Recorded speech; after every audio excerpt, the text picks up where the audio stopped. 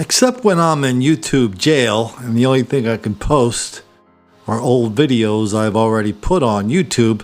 Most of the time we stick to new things around here. Because there's so much going on, why don't we just talk about what's happening right now? So that's pretty much what we do all the time. I'm going to make an exception for that right now. We did a video the other day, showed the family of a black killer in court, mocking, scorning, threatening the family of the guy who was murdered. That was pretty bad. It's one of our viewers. He reminds us, no, Colin, that was bad. But this one is really bad. Chaos in the courtroom. A man who killed a UWM student will spend the rest of his life in prison. New at 10/12 News, Terry Sater talked to the victim's family tonight. Terry, they're still upset about what happened in court today. Yes, they are. The Potter family was surrounded by family and friends tonight at home. Thankful the courtroom drama is behind them, but still struggling with why any of this happened in the first place. As a parent, you try and teach your children right from wrong, and you try and teach them to be the best person they can. And I didn't see any of that in him. The words of a grieving mother directed at Shondell Jackson, the man who shot her son, Nathan Potter, last July as the UWM student was walking to his River West apartment. And then, while being sentenced to life in prison Friday, Jackson delivered an outburst in the Milwaukee County courtroom.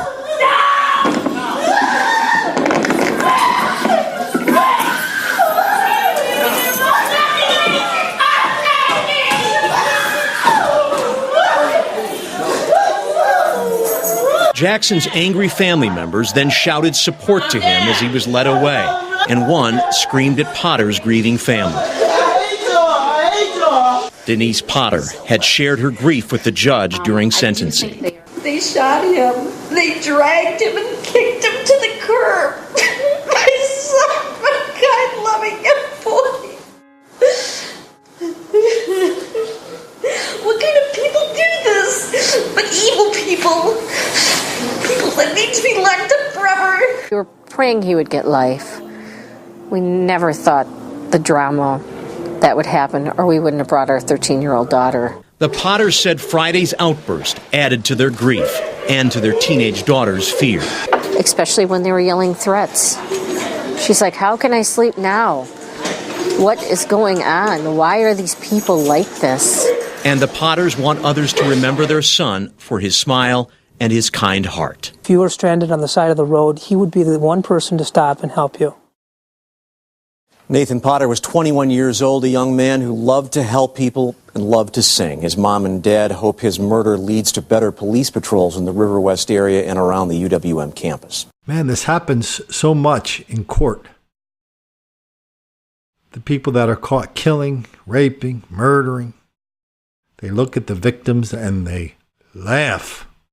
Accused of killing a Coquina Key resident and injuring the man's sister won't be getting out of jail anytime soon. A judge denied bond for Otis Henderson. News Channel 8's Jamel Lene joins us now live from Pinellas County Jail, where the victim's relative spoke to that judge. Right, Jamel? Good evening, Josh. She did, and she had a mouthful to say to Henderson, but in a cold-blooded response, he just laughed. I hate you. You remember my name? You remember Paul? You stop laughing. Joyce Laporte was not pleased when Otis Henderson cracked a smile in first appearance Wednesday as she spoke about her murdered uncle and her mother, who police say Henderson beat.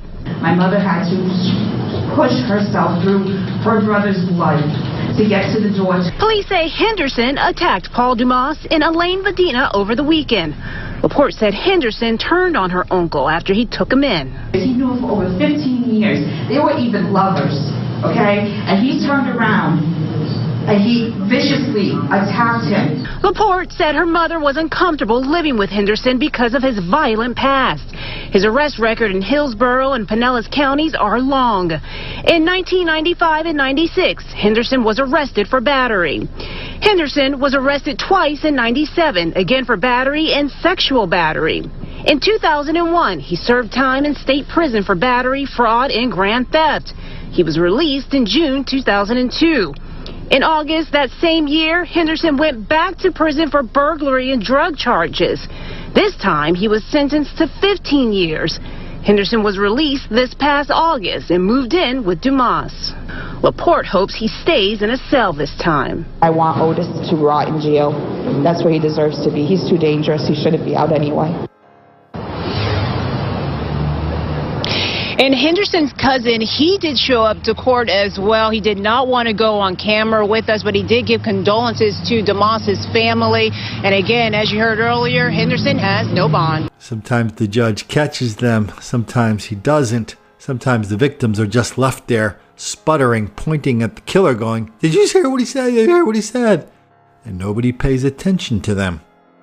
Because paying attention to the scorn the black criminals have for their white victims, well, there's way too much of a chance of that making the black kids angry.